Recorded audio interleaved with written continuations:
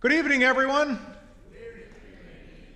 I'm Nick Nisley, and I have the privilege of serving as the president of Northwestern Michigan College.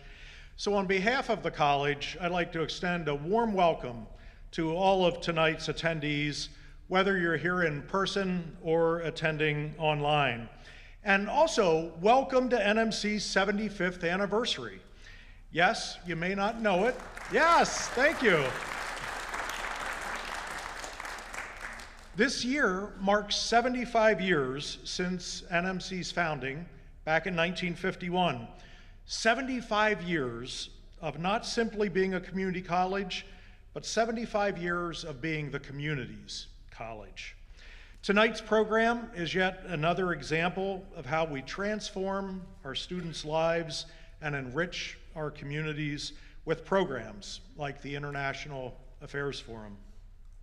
I'm excited about tonight's program on the new space race, but I'm especially excited because it's presented by our International Affairs Forum Student Leadership Team. Once per year, we hand over the stage to those NMC students who plan and organize an event around a topic that they're interested in and want to share with the public. And I'll just digress for a moment and say, one of the things that makes NMC such a distinctive college is our commitment to experiential learning.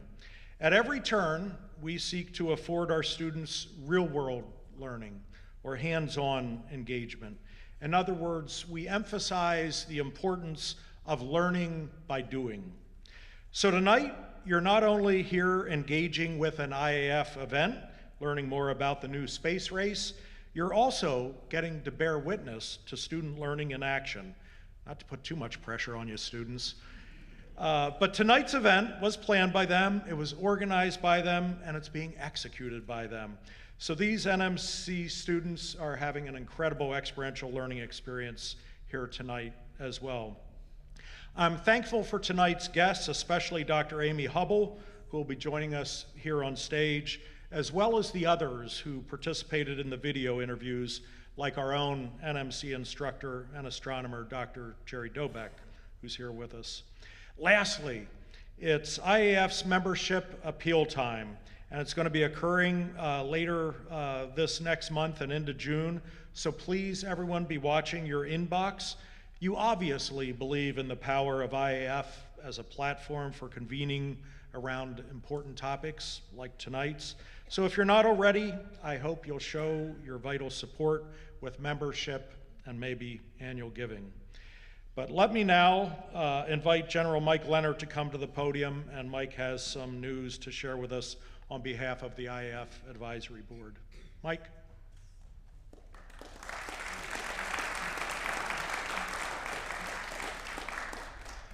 Okay.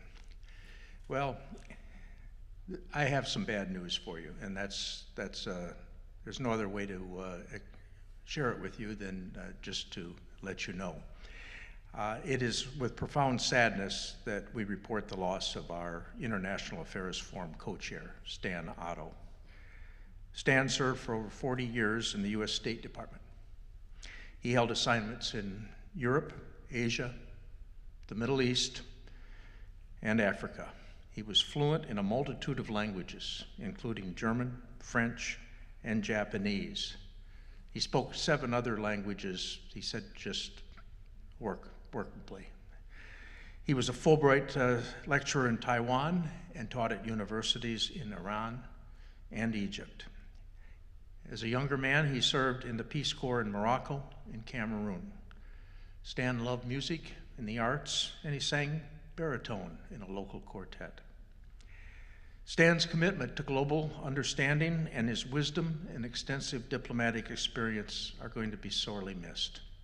He was a gentleman who was deeply invested in lifelong learning and in education.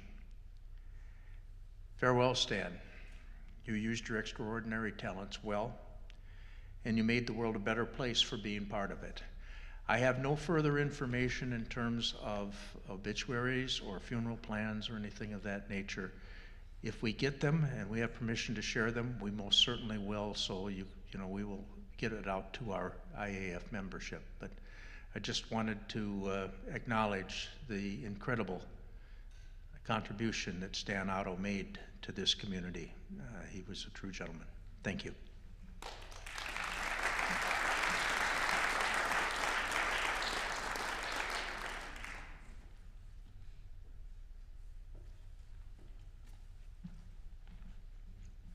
Thank you, Major General Leonard. Thank you, President Nisley.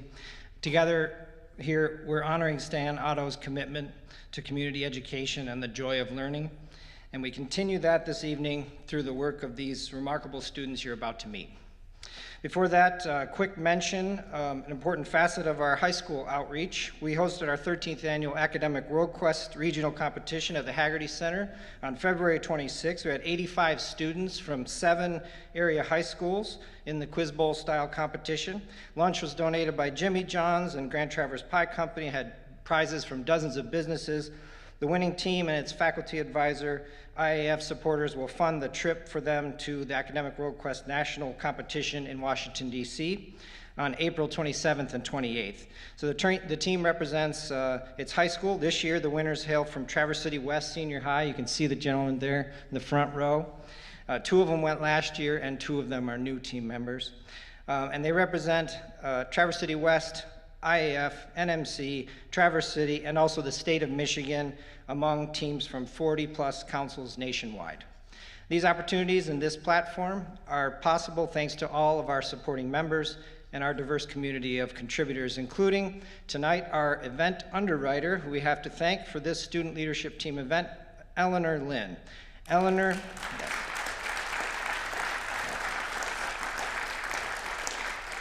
thank you, Eleanor. Eleanor has been a great champion for IAF for so many years and has made this valuable experiential learning possible, and we're very, very grateful. Also want to continue thanks with our vital gold sponsors this season. That's Central Michigan University, Grand Traverse Pie Company, and Thompson Retractor. And a sincere thanks to our business community members for sustaining the IAF mission and making programs like this possible. All of these groups of folks are committed to helping this platform thrive. As President Nisley mentioned, we'll resume our membership drive in May and June for our 33rd season ahead. So right now is a key time to share within your networks, business owners, community leaders, everyone who has an interest in educated discourse and open dialogue on the complex issues we face. Please invite them here in the next couple months. We'd love to see lots of new faces.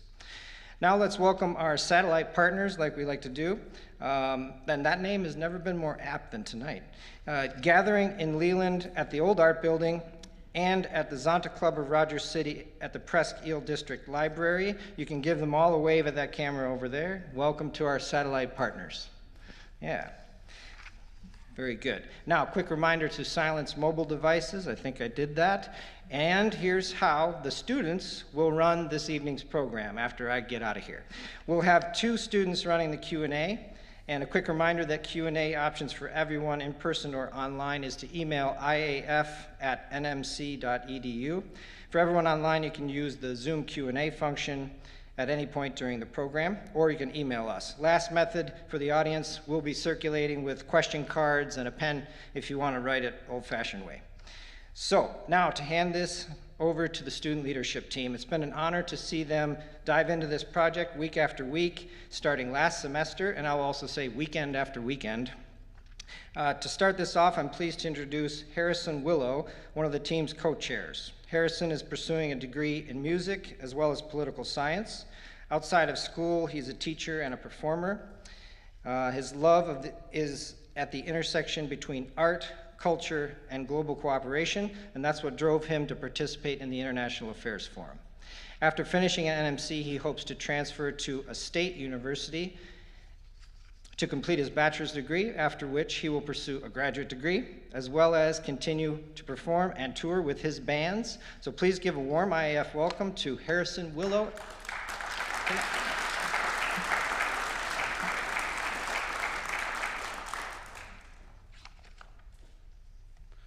Good evening. Thank you so much for being here tonight. My name is Harrison Willow, a first-year music student at NMC from Milwaukee, Wisconsin. I also have the privilege of serving as one of the co-chairs for the International Affairs Forum Student Leadership Team.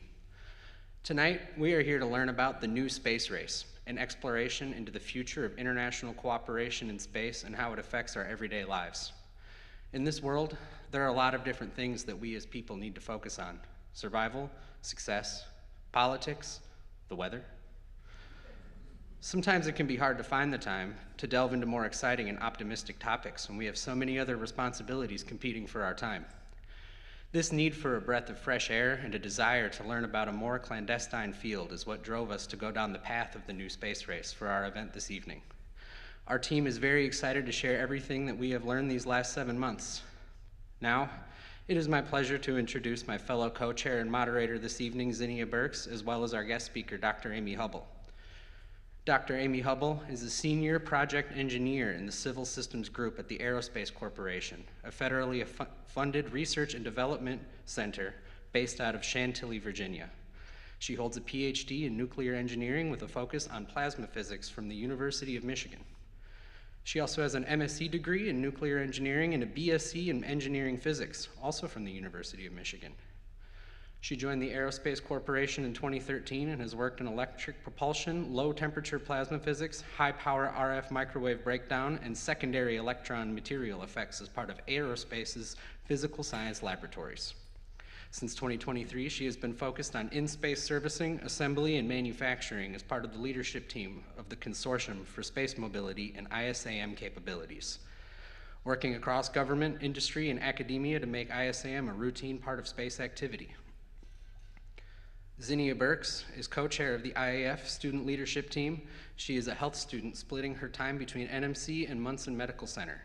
Global implications for healthcare and disease are what brought her to the International Affairs Forum, and the rest of covered topics have welcomed new lenses for understanding the world. She will be transferring to a 4-year university this fall to continue her studies. Let's hear it for our moderator and our speaker.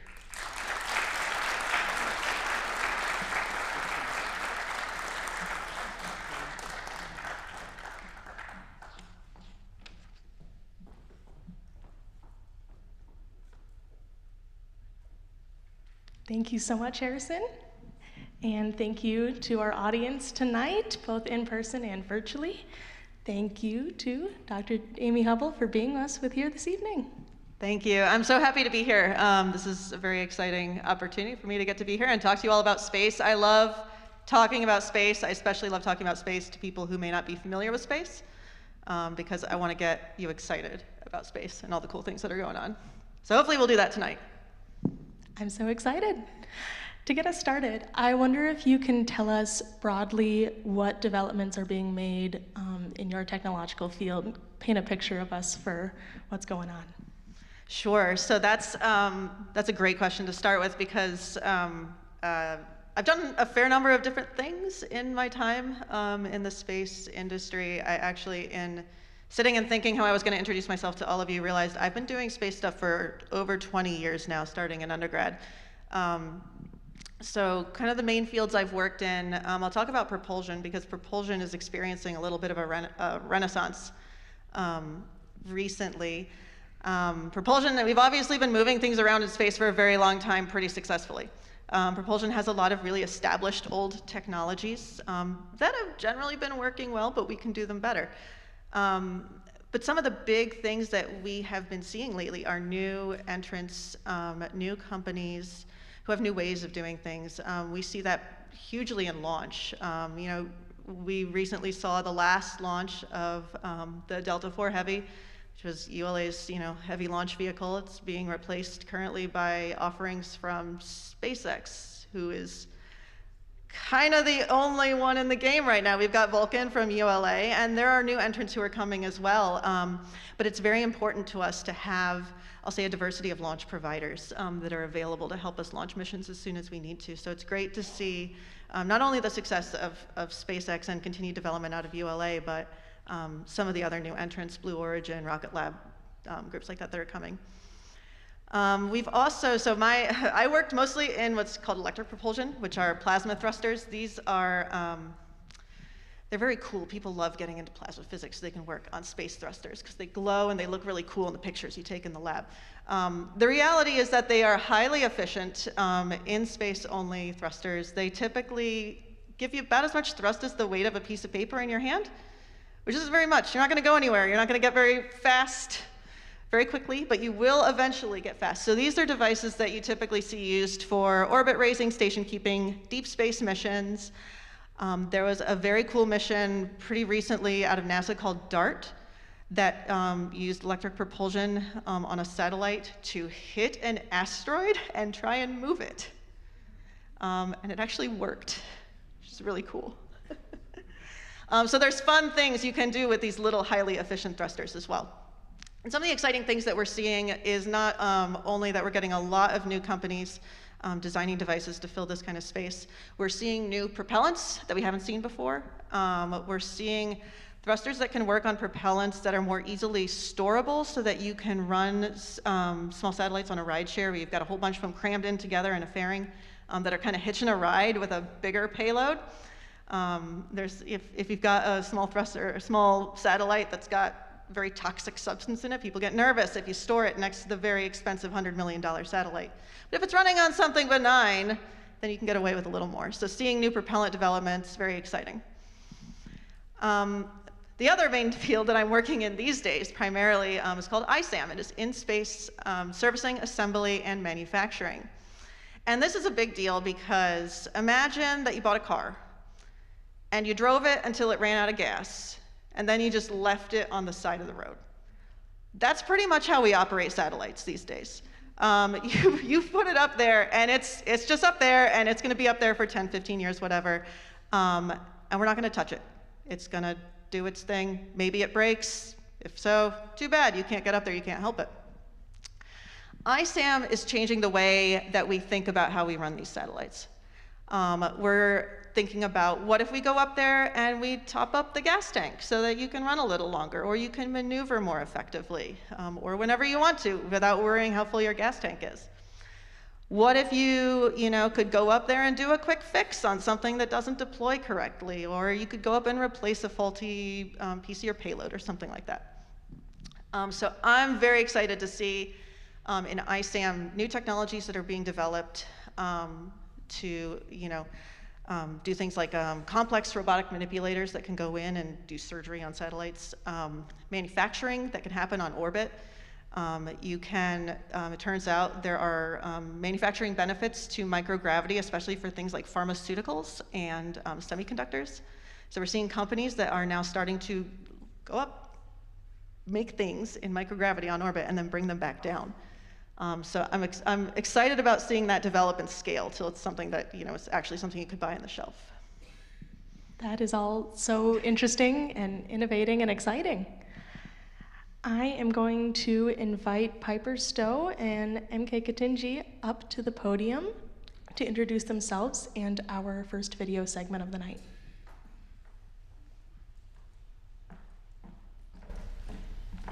Good evening, everybody. Good evening, everyone.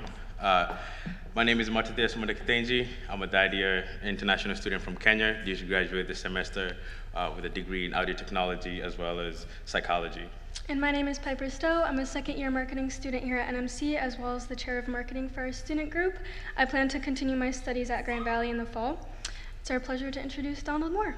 Donald Moore is an executive educator and lawyer in the realm of space infrastructure. He has lectured at both the University of Michigan's College of Engineers and Law School, and serves as the founder and CEO of space finance company in GeoJump Inc. And here's our student interview with Donald Moore. Thank you. My name is Donald Moore. I'm the founder and CEO of a company called Space Finance Company. I also teach University of Michigan at something called the Michigan Space Institute, which is run out of the College of Engineering. Previously, I did the same class out of the Michigan Law School. It's a multidisciplinary class looking at space problems.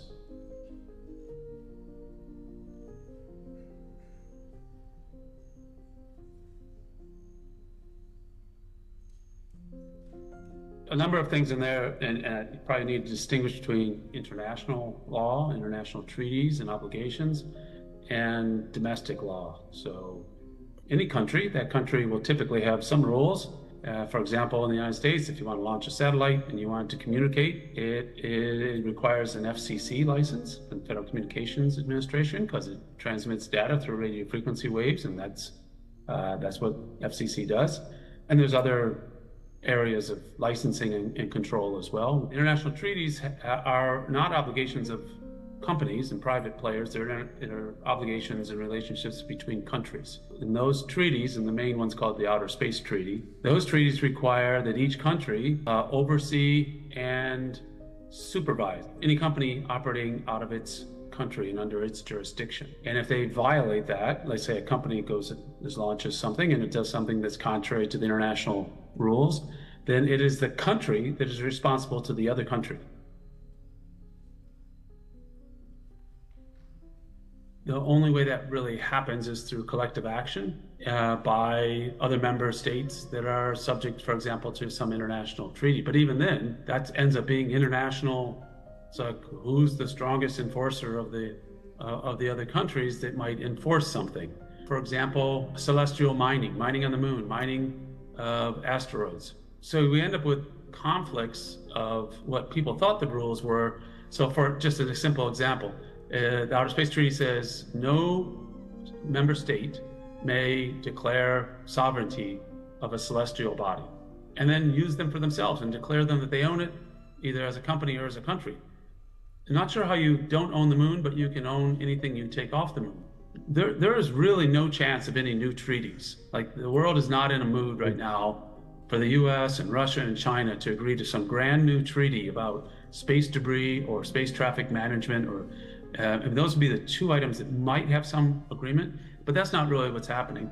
And it's there really, frankly, is kind of a new Cold War that's developed in space, and there's the Artemis Accords, and there's the Chinese-led Lunar Research Station grouping, and these two groups are defining for themselves. I think that sort of juxtaposing your question is like, how are these rules and norms kind of increasingly being set up to deal with new situations? And I'd say that maybe they're not.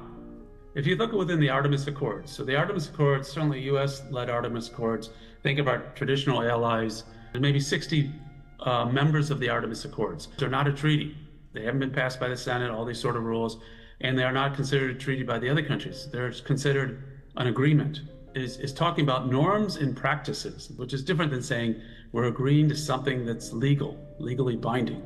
There really isn't that structure on the, let's say, the Chinese-Russian side. Most people, certainly in the West, would consider the Chinese worried about and acting under international laws and norms and practices, but they're not. Waiting until they get in a position, outright say they're not going to comply with those norms and practices. Oh, well, certainly the private sector has a seat at the table. Then your question is, should they? And I think the answer is yes, not to call all the shots, not to have all the policies, but as far as operationally, implementation, technology, I mean, certainly from the US perspective, this is where successfully, this is what the US has done, is turned most of the space operations into the private sector. On the other hand, the private sector is increasingly dependent upon the government for its spending, which is contrary probably to where many private sector space investors and operators thought it might be 5, 6, 7, 8 years ago. I mean, absolutely, the private sector has to be at the table. They don't get a vote on a treaty or a vote at the UN, but certainly from the US perspective, the US is looking at the private sector to help them identify how we maintain dominance and security in space. We've just heard a little bit about the private sector of space, and within the private sector, I'm thinking about demand, and I'm wondering if you can tell us how demands are shifting between space technologies right now. Oh, okay. So some of the new areas of demand that I think we've really seen rise in the last, we'll say, 5, 10 years. First one I'll talk about is debris mitigation. So in low Earth orbit, there is a whole bunch of stuff right now, and the FCC actually recently changed their policy requiring satellites to deorbit after 5 years of the end of their operations instead of 25. Now, for the non-space people in the audience, when you're in low Earth orbit, it seems like space, but it's actually kind of right on the edge of space. There's still a little bit of atmosphere up there. So there's drag that eventually, after enough time, will take you back down into the atmosphere and you'll burn up and your satellite will be out of the way of everyone else. 25 years typically was enough time for that to just kind of happen naturally. 5 years isn't. 5 years you have to actually do something to get your satellite out of there and out of the way. And the reason this is so important is, space debris, especially uncontrolled space debris, is a huge hazard. And there's something called Kessler syndrome that I'm sure some of you are familiar with. That's basically the idea that if we start with even a single space collision between two objects that are up there, and that creates more debris from that collision, and then those debris pieces cause more collisions, we could have kind of a cascade of impacts and failures and damage that could render these very, very important orbits essentially unusable until they clean themselves up. So it's become very important, especially since the FCC changed this policy, that we think about ways to get our defunct satellites out of there. And this actually touches propulsion too, because one way you do it is you save a little bit of propulsion for the end of your mission and you bring yourself down lower and then you deorbit. Another option, and this is the ISAM option, is that we have servicer satellites that hang out there and they've got like a robot arm on them or they've got a net or something. I've seen lots of cool concepts. And they're going up there and they're identifying space debris and grabbing it and they pull it down to a lower orbit where it will eventually burn up on its own, release it and go back. They're like Wall-E up there, like grabbing the stuff and cleaning up the orbits. So that's really cool. That's very exciting. That's an area that I'm seeing a lot of interest and demand, and new companies that are forming and starting up to kind of fill this need that we see coming. I'll say another big change that I've seen definitely in my time at Aerospace is kind of a culture shift and a major paradigm change from flying big, bespoke, $100 million plus satellites to flying, they call them proliferated constellations. So instead of flying one really big bird, you fly 100 smaller satellites that can kind of serve the same function, but each of them is cheap, each of them is pretty replaceable. If you put them up and some of them fail, it's probably fine, you can put more up. Starlink is the biggest example of a proliferated constellation, and there are many more kind of similar to Starlink that are coming up in the years to come. So this is a big culture change. It totally changes how you think about how you build your satellite, what your tolerance is for risk in building your hardware and launching your hardware, and it's key and it's tied to the decreasing cost of launch as well. This is a dynamic field. Next up, I'd like to invite Harrison Willow and Riley Smith to the podium with our second video segment.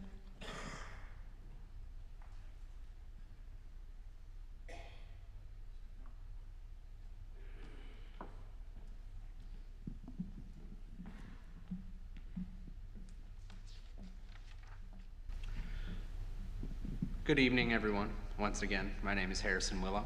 And my name is Riley Smith. I'm a dual-enrolled student with NMC and Michigan State University's Institute of Agricultural Technology. My role on the team is as a researcher. I joined because it is beneficial to my pursuits to join the Peace Corps. It's my pleasure to introduce Dr. Scott Pace. Dr. Pace is a professor at George Washington University Elliott School of International Affairs, where he is also director of the Space Policy Institute. Yes, he has previously served as both Deputy Assistant to the President and Executive Secretary of the National Space Council. And now our interview with Dr. Pace. In the 80s, there was a concern from developing countries that said, wait a minute, large companies have access to imagery about us, but they know more about our own country than we do, and that seems unfair. Because we wanted to preserve the capability of imaging from space, again, for military and economic reasons, one of the things the US and other spacefaring countries agreed to were remote sensing principles whereby a developing country, or any country really, has a right to request and receive imagery of its own state taken at reasonable terms and conditions, meaning you can't charge them $1 million for a picture. So if, say, Zimbabwe wants information about taken by, say, Planet has an obligation to provide that to Zimbabwe at reasonable terms and conditions. And these days, with everything in the cloud and online, it's largely free. Now, Zimbabwe doesn't have a right to ask for imagery of South Africa. it only has the right to ask for imagery about itself so that its knowledge is on par with, what other people know. And then there have been efforts to, of course, increase the capacity of developing countries to use remote sensing imagery for their own development. They've used imagery for developing their own atlases in their own country. After the Iraq War, I wound up at the UN presenting a copy of Landsat imagery of Iraq to Ministry of Water and Ministry of the Environment. A lot of the data, of course, had been destroyed in the war, and so, re-gifting that kind of imagery that they would be then using to train analysts and students and so forth. Colombia produced the first atlas of its own country, including minerals and forestation and borders, without reliance on, the U.S. or the former Spanish colonial powers, that they were able to use imagery to increase their own self-reliance. So in general, I think it's been very beneficial. There are questions of like I say, of equity, as I mentioned, about developing countries. Also sort of privacy issues. You can see higher and higher resolution. Is there an expectation of privacy? Probably people are more concerned about drones than they are about satellites. But the issue of information gathering and who has a right to that information and access and control of it is still something debated. It's not so much a debate, I think, in the space business, but it is increasingly a debate in unmanned aerial vehicle and drone.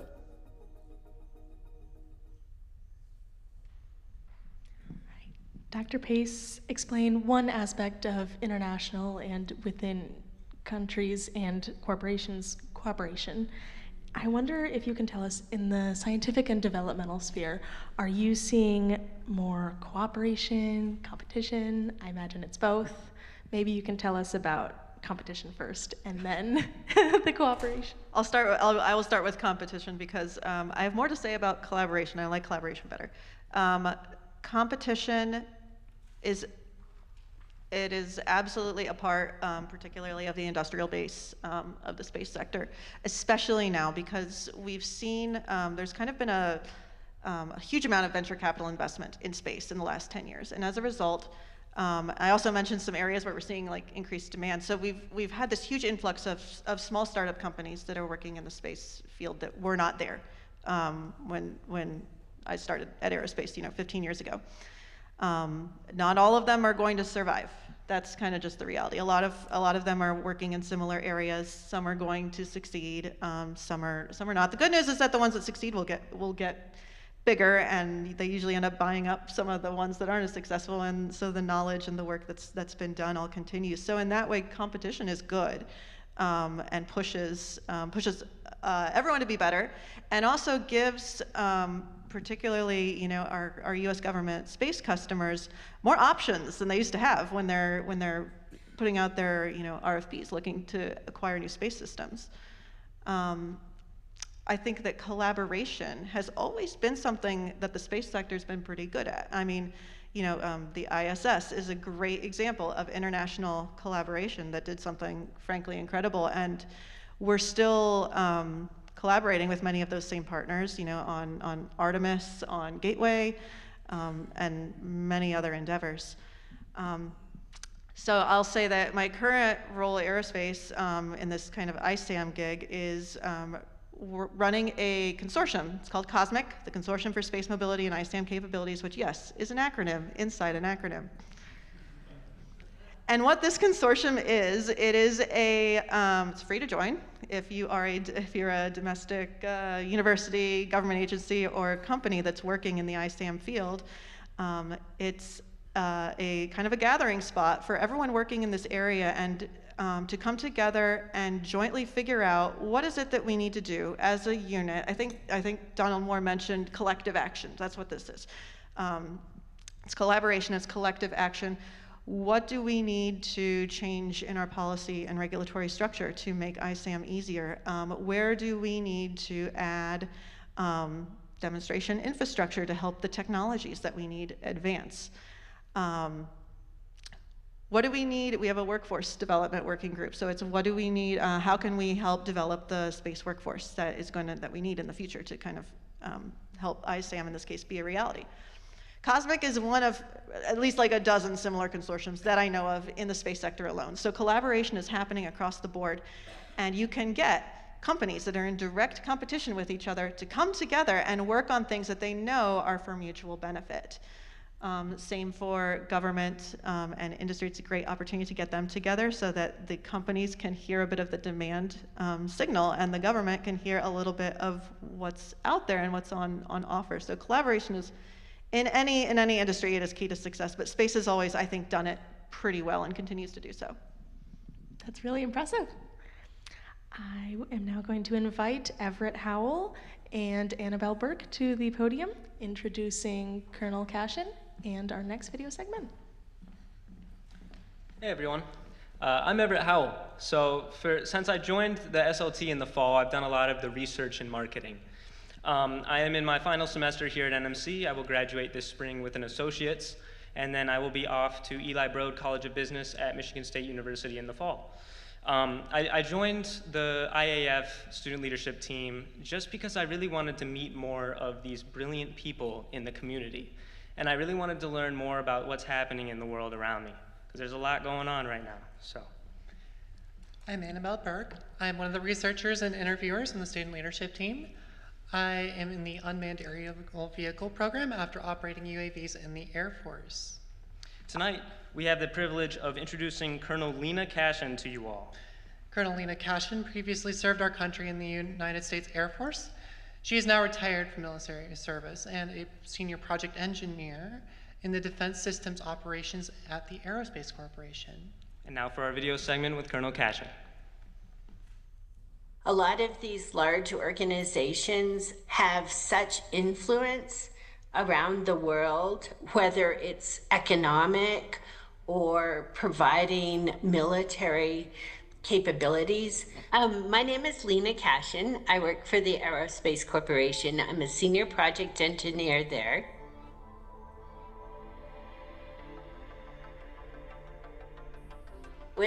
This question is great because you said, what are the chances? Very good. Of course they're going to do that because companies, they are out for their own bottom line. It doesn't mean that they don't also care about the community or protect the workers, but the reason that a company forms is typically to make money or to provide services of whatever their mission is. Now, their mission could be to promote good stewards of a land or a habitat or an ecosystem, and that is wonderful. Unfortunately, though, companies will come and go. I was thinking about this as far as it relates to maritime domain. You have ships, whether they're cruise ships or even cargo ships, they fly under these flags that really have very little to do with the crew or their cargo or the passengers. They use what they call flags of convenience. And so they try to establish themselves sometimes in countries that have the most lax rules, the most lax governance, or the least amount of red tape so they can get whatever their business goals are furthered faster. Now, this doesn't always mean it's bad if the company is like a good steward of, say, a cruise ship is a good steward of the oceans and they don't contaminate it, but it also is a convenient thing that might be to maneuver around rules and regulations. And so those flags of convenience certainly will be seen in space operations. There's been a few examples where countries such as Rwanda, they requested spectrum from the International Telecommunications Union for these satellite systems, but they were doing that really as a shell for other businesses out of other countries. Now, it is a faster way sometimes to do things, and those shell countries or companies, they don't have the rules and regulations to slow their mission down. So yes, I do absolutely think that there will be a problem in the future, and maybe is now, of the satellite systems having flags of convenience just like our maritime does. Dr. Hubble, how are differences in regulations from country to country impacting engineering practices? And I imagine that can tie into global security issues and defense as well. So I'll say that, as someone who's worked in technology in the United States, there are rules, there's export control rules that kind of very tightly control what kind of information can be shared internationally. So we do protect, I'll say, our own interests in that regard. And you get in a heap of trouble if you break these rules, so you don't want to do it. As far as other countries and working together, from the ISAM perspective in particular, and some of the videos talked on this, that the policy and regulatory process for launching anything just within the U.S. is fairly convoluted, and it's not easy. There can be numerous agencies that you kind of have to work through. Getting spectrum assigned to you is not easy and challenging.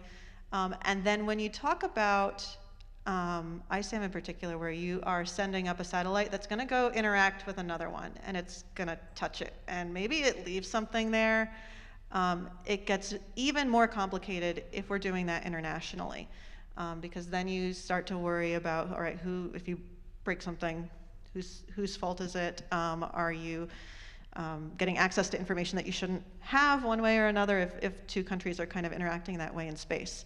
And I don't have the answers. I will say that it is a huge topic in our consortium that we're working on. We have working groups that are working on what a framework between nations might look like to help make this easier in the future. And there are, I think someone asked Donald if corporations have a seat at the table. Yes, they do, and they should, because they often have the most almost firsthand experience with the process and the impacts that the process can have on your ability to field missions. So it's an item of great interest, and it is being worked on to try and make it more seamless between countries while still maintaining or still protecting kind of our technological interests. Thank you so much. I will invite my classmates Ariam and Alexa to the podium now. They'll be introducing themselves and our final virtual video segment. Good evening, everybody. My name is Ariam Kane. I am in my third year here at NMC as both an audio tech student as well as a philosophy and religion student. Hello, everyone, and thank you. My name is Alexa Brown, and I am an audio technology student collaborating with the IAF Student Leadership Team as an audio and visual technician. I had the special opportunity of filming and editing Donald Moore's interview, as well as Dr. Jerry Dobeck's, which is, Jerry Dobeck is here in the crowd somewhere here today. Jerry Dobeck is an astrophysicist and professor of astronomy at Northwestern Michigan College. He's also the chair of sciences at NMC, a solar system ambassador for NASA, and the site coordinator for Project Astro and Project Family Astro in Michigan. In this interview, Dr. Jerry Dobeck talked about overcrowded satellites, better technology use, ensuring space safety, and better accessibility for everyone. And now, our video segment with Dr. Dobeck. Dr. Jerry Dobeck. I'm professor of astronomy at Northwestern Michigan College. I'm chair of the science department at NMC. I'm the director of this observatory. I'm a research astrophysicist, solar system ambassador for NASA, and a member of way too many organizations.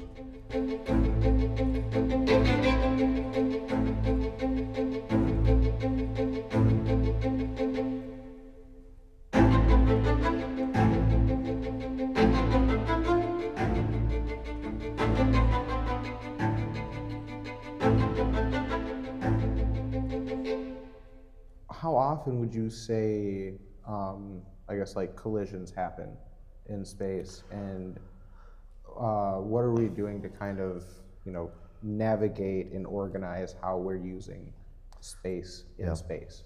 Some of that too often. There was one several years ago, I believe it was a couple years before COVID came through, so maybe about 7 or 8 years ago, there was a collision between two satellites, knocking both satellites out of orbit. One of them small enough to come through the atmosphere and burn up in the atmosphere. The second one lost its particles and pieces, but it was tumbling into the atmosphere, and a large portion of it did come through the atmosphere and survive. Luckily, it landed into the area between the Indian Ocean and the China Sea, that location. It was in a direct path where it could have landed on something that was heavily populated. We need to be careful about having these things collide. That's why we need to be careful about what we launch, where we launch it, and what might be in the way out there. So would you say that with the frequency of collisions, do you think that there's a possibility of something like Kessler syndrome occurring? That may be possible, yeah. It's because, like I said, it's getting quite crowded up there. Yeah. Do you think that there's more that we can do to kind of avoid running into something like that happening? Being mindful about what we send up there and how long it's going to last, what it's going to be used for. If we're going to send a satellite out there, maybe it can be partnered with many people or many different countries, so that we're sending up one satellite instead of a dozen of them. Or we're sending up a couple of satellites instead of 50 of them, so that we can limit what we're putting out there in space. And if we could set it up so that they're getting better, so they could last a little bit longer, but have a contingency plan. What happens when that satellite ends its lifetime? Scientists were careful about what we send out in satellites to different locations. When we're sending satellites, we're sending rovers and things even to Mars to take a look and investigate. We want to be careful that we're not taking something out there that may contaminate the surface of Mars with some bacteria from Earth. So we make sure that we're completely sterile when we're sending it out there, so we're not introducing something to the Martian atmosphere. If we're going to be looking for past life on a planet or something, we don't want to send out something that we would ingest into it. The same thing with the moon. We want to be careful about what we send to the moon and bring back with us at the time. That was on the forefront of everyone's mind as we were sending astronauts to the moon and bringing some soil samples back, making sure we weren't contaminating the surface with what we were bringing back. So we need to be careful about what we're sending up into space. Today's cell phone, the cameras are in these cell phones, they exceed what's on the Hubble Space Telescope right now, and is approaching to what's on the Webb telescope that's out there. Oh, we cannot travel at the speed of light, only light can travel at the speed of light. But if we could get a light enough amount of mass, we may be able to get somewhere close to half the speed of light, they were talking about the possibility of a solar sail, setting up a very large solar sail to propel the object to that velocity. So if we can get something that would travel at about half the speed of light, taking a camera and a communication device with it out into space, relatively lightweight, something like that, we could get out to the next closest star, Alpha Centauri. It's about 4.3 light years away. That's 8.6 years. It's not that far down the road, okay? So 8.6 years is a very short period of time. That's a wink of an eye in terms of science. Would you say that there might be ways that we could kind of, I guess, adjust, update, or create new agreements that might move us forward with some of the things that you're talking about? Yes, I honestly believe that there's a way to do that. Getting everybody to the table all at the same time, think about the science and leave the egos at home, and just get to an agreement that makes common sense. We need to protect this Earth, we need to protect the environment, we need to protect each other, okay? At the same time, let's advance science without it being detrimental or danger to humans or to animals in some fashion. So basically we can set those guidelines and then work to go forward with our technology. Increase the technology. Teach from the technology and let the technology teach us. What would you say that process might look like? If we were to, I guess, try to get a collection of people together, would that be something that would be more focused on creating agreements between nation states and then them enforcing it with corporations? or would corporations have a seat at the table? I think corporations should have a seat at the table as well as the nation states, and getting them together, not just in this country, not just the United States, but include all of the outlying countries. Invite them to the table, get everybody together, try to talk to them and get them to agree holistically. It's better to do it that way, even if it takes a little bit longer, than it is to do it in the United States is going to do something, and then the Soviet Union is going to do something, China's going to do something else. Oh, let's try and collaborate them together now. Do you think there's a possibility of kind of a chain reaction to the point of, I guess, significant destruction of our satellite infrastructure? I'm concerned about a lot of these space-link satellites that are being put up there, these small CubeSat satellites. The number that's being sent out there eventually is going to slam into some other satellites, some other communication satellite, which is going to make it problematic. We're also concerned with particles that come by the Earth, small asteroids, meteorites. We've got one coming by, I believe in 2032, which is going to come between the Earth and the Moon, that might interfere with some global positioning satellites. So that can be problematic for some of those. We rely an awful lot on these GPS satellites for just about everything. Interesting that we still teach celestial navigation to the maritime students, because why do I need celestial navigation for? GPS, and I've got my cell phone, right? So what happens when the GPS satellite goes out? Yeah, it's the same thing on an airplane. They still have a compass and basically a barometer for altitude and a vortex tube for airspeed. They need those because what happens if the GPS satellite goes out? Yeah, so especially for airplanes. For aircraft, you need to know a couple very, very important things. One, your altitude. Two, your airspeed, right? And three, direction. You have to have those three. And you lose any one of those, and airplanes have a tendency to fall. Good news is they don't fall past the Earth. It's difficult to say Earth is free for everybody, but it's easy and should be very understood that space and everything beyond is free for everybody. It belongs to everybody. No one person can own those bits and pieces. And it needs to be understood that protecting things in the sky, protecting things around us, also helps to protect the Earth. And that's an important part.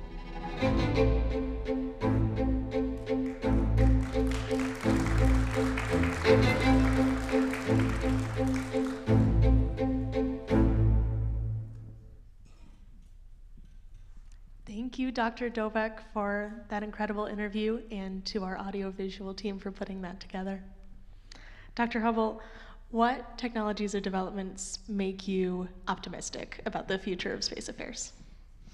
So I think there's a lot to be optimistic about, and I like to focus on that when times are hard. So in the news right now, today, the Artemis 2 astronauts went into quarantine for the next attempt at launch.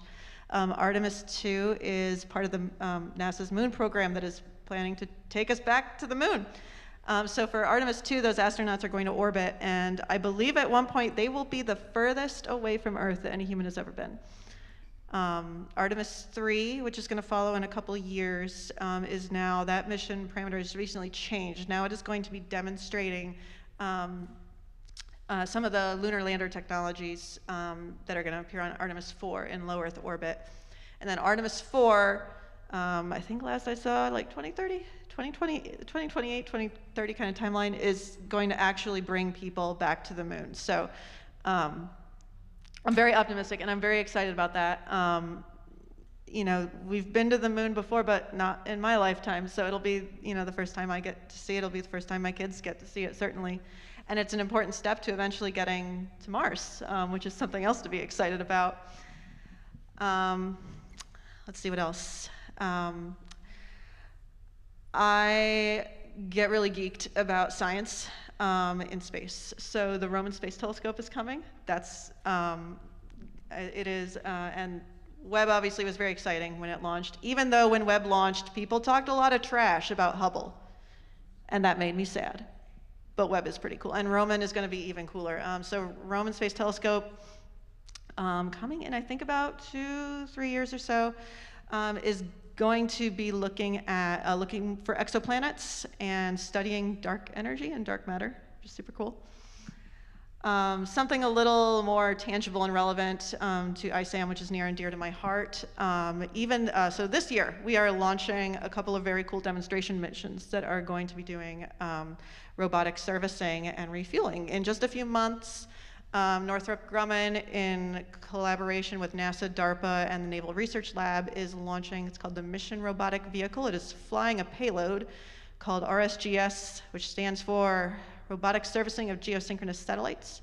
It's flying up basically a very capable space mechanic that can go up and provide any number of services requiring robotic manipulation to geosynchronous satellites. Geo is one of the best orbits to get up in service because it's very easy. There's a whole bunch of satellites in a big line. They're all very important, and it's very easy to kind of hop around between them. So this is an exciting demonstration to show that we can create kind of a viable servicing economy, and then everyone else will want to get in on it, even though we were doing it before it was cool.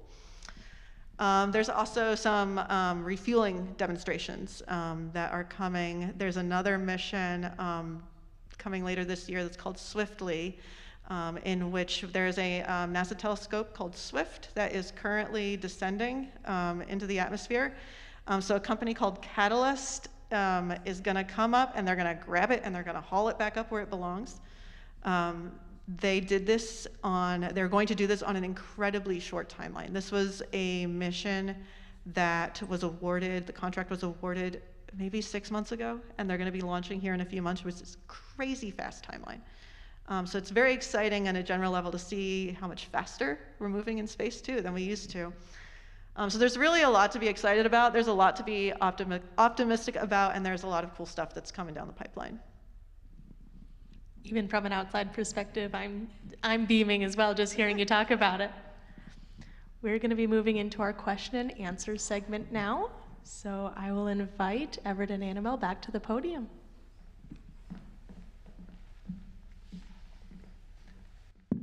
Thank you, Dr. Hubble and Zinnia. Now we have some questions from the audience. We're going to ask folks online to use the Q&A function. For our in-person audience, we have some question cards around, and as mentioned, but we primarily ask that you use this email here, iaf@nmc.edu. As always, concise questions help us to get as many answers as possible, and we are going to start with a question from our audience. So earlier in our discussion, we briefly touched upon the subject of upper orbit manufacturing. As this field continues to grow, Dr. Moore noted a lack of established practices currently in place. If private entities are to be involved, how can we ensure they follow legal standards? And are there any such practices currently in development or implementation? I am not aware off the top of my head of current policy or regulatory work for on-orbit manufacturing in particular yet. That doesn't mean it's not out there. It means I'm a technology person, primarily. So I will say that for the most part right now, we are talking about demonstrations, we are talking about prototypes. There's not manufacturing really being done at scale yet. We're working on ways to bring things down from orbit safely as well, so that they're in one piece when they get there. It's hard to do. When those laws and policies come into play, I would imagine that our industrial base will follow them because it's usually in their best interest to do so.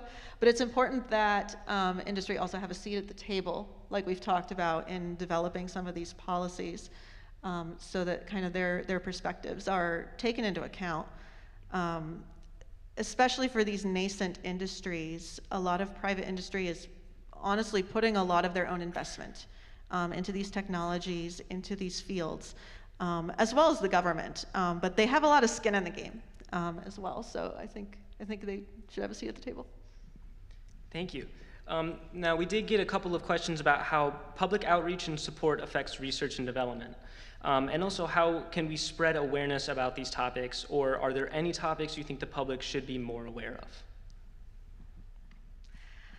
I do wish that the public knew a lot more about space, and particularly in the way that space touches our lives, and in ways that lots of us might not think about. When I drove up here, I typed, Traverse City into my GPS on my cell phone, and I didn't bring a map. I haven't printed a map in probably 10 or 15 years.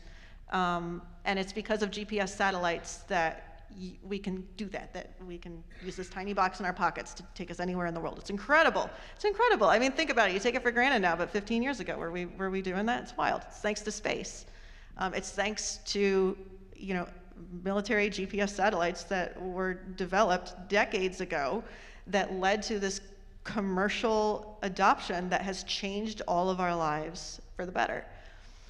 We rely on space massively for our weather predictions. We talked about ways that we're using satellite imagery, you know, outside of military applications, so that developing countries can have accurate, you know, maps of their own country, so they know where the resources are and everything. That's incredible. That's ways that space makes our lives better down here. Now, it's hard though to necessarily tie back some of those benefits to the investments that were made, sometimes decades ago, that have paid off now in unique ways. And that's where some of the messaging becomes really important. And unfortunately, the space industry can sometimes be full of engineering nerds who are not always the best at communicating these things. But luckily, the space industry, I will say, I've seen a lot of, I wanted to touch on the fact that the space industry is for everybody, actually not just engineers, because we need communications folks, we need marketing folks, we need PR folks, we need folks who can help us tell this story a little bit better than maybe the engineers typically can.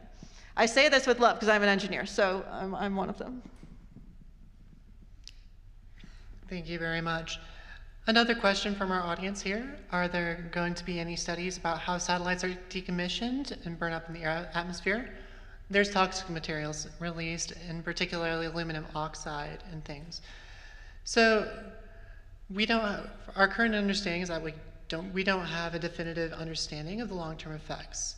So how would you say that we could mitigate these things, or what studies are there onto these hazards? So I think that this is a topic that hasn't gotten a lot of attention because until fairly recently, there hasn't been as much stuff in space. But that is changing, especially with these proliferated constellations that I talked about.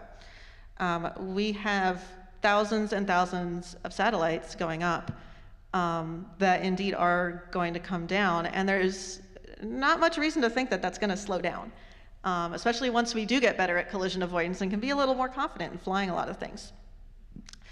I will say I haven't seen much studies yet in the effects of the satellites themselves coming in. We've definitely seen, you know, in the news as well, concerns with, you know, launch failures can lead to debris falling in populated areas, which is absolutely a concern for anyone, you know, who is in those areas or could be. We try and launch typically over oceans for that very reason. But it's absolutely something to think about as launch cadences increase and we are putting more and more mass into orbit. Thank you.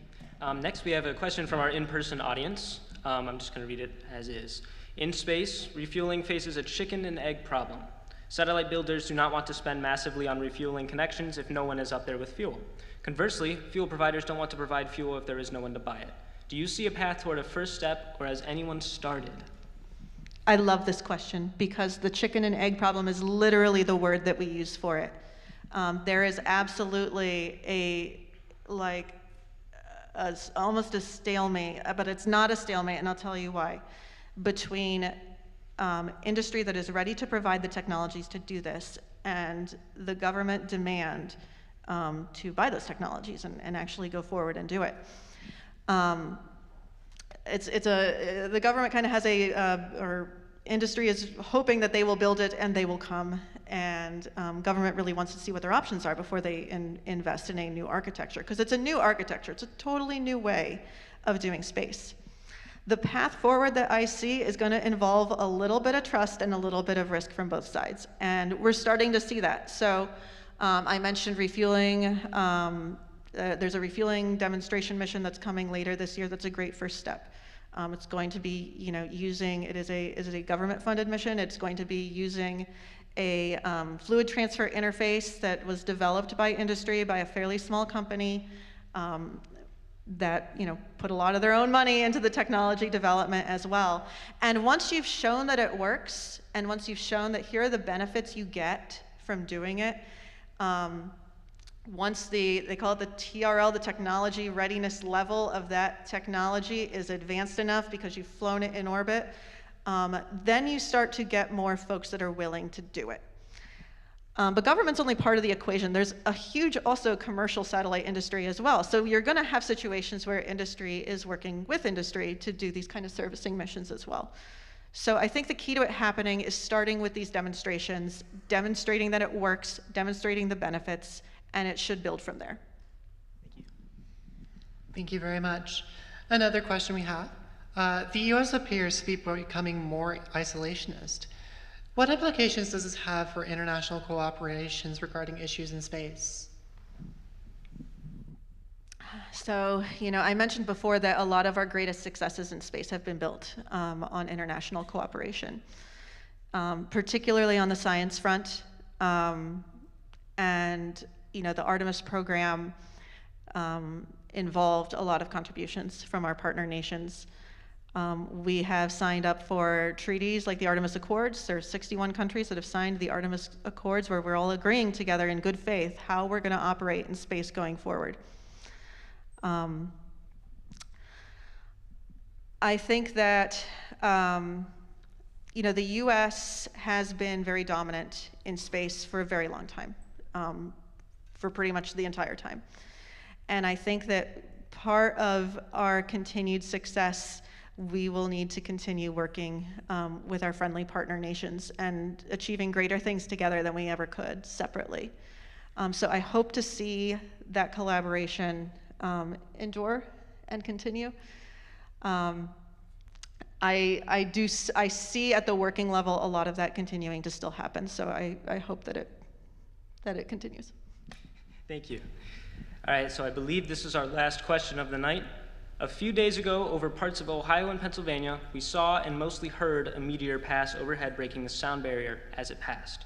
Is or was that something that could cause concern for our satellite infrastructure? Ooh, that's a good one.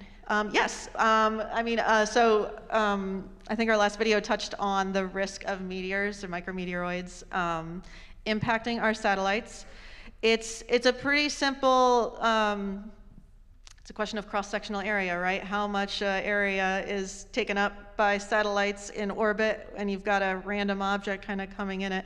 So it's absolutely a risk. It's probably a pretty small risk, unless we're talking really big meteors or a whole lot more satellites than we currently have. But it is a concern, and we've talked about how impacts like that can lead to cascading effects with debris that could have pretty catastrophic consequences. I have not done the math to tell you if meteor impact is how you would compare that to the risk of satellite to satellite impact. My gut says satellite to satellite impact is a bigger risk. But I mean, it's not zero. Thank you very much, Dr. Hubble.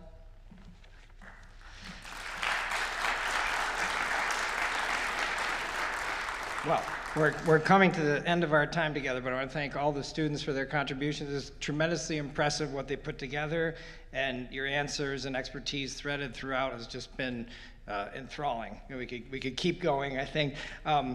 Before we do that, I want to extend my thanks to everyone supporting here at the International Affairs Forum and at NMC. You make it a vibrant community asset for all of us, and we need it now as much as ever.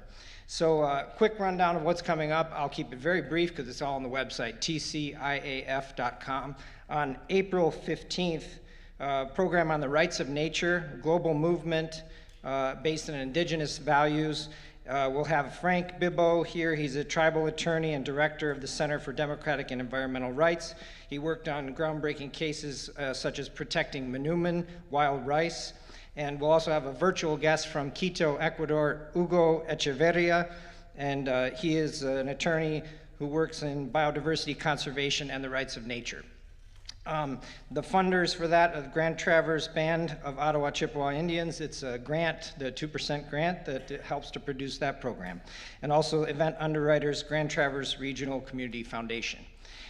Just after that, the Sunday after, on April 19th, we have a collaboration with the National Writers Series, and this is authors Aziz Abu Sara, a Palestinian peace builder, and Moaz Inan, Israeli peace activist, and the two have written a book called The Future is Peace. It's a conversation on the path forward across a great divide. And you can check your email if you are IAF members, and you get a discount code for that one that's not part of IAF season, but a collaboration with National Writers Series. And then a date to save. We're just finalizing the speaker for this date. It's May 28th, and I'll send you information. It's the inaugural Robert and Nancy Giles Press Freedom Lecture, hosted by the International Affairs Forum, and we'll send you details about who that speaker is, and I'm sure you're going to want to come. So keep that date, May 28th. Now, thank you again for all your dedication to this mission, for making this important discussion happen tonight, for giving us this platform to utilize all the great strengths of NMC, our science department, Dr. Dobek, all of our incredible students, the audio tech program, all the filmmaking and all the storytelling that folks have put together here. These students are incredibly impressive. I'm very, very inspired by the whole thing. And to have this time with Dr. Hubble has been a great honor. So I will turn it over to the two of you and some final remarks from Dr. Hubble. Thank you. Sure. Well, I just want to say thank you, Alex, and thanks to the IAF for inviting me here. Thank you to Zinnia and to all the students. You did a great job. This has been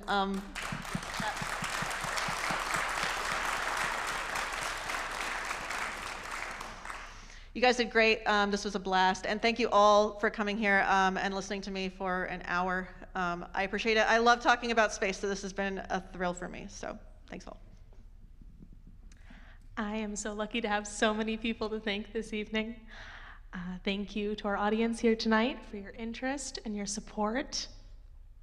Thank you to all of our speakers, Dr. Pace, Dr. Dobek, Dr. Hubble, Colonel Cashin, and Donald Moore.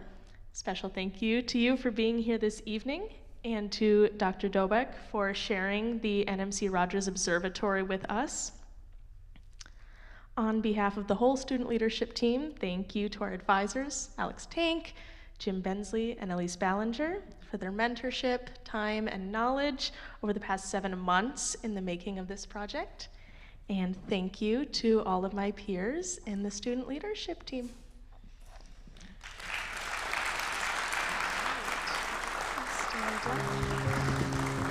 Britt Howell.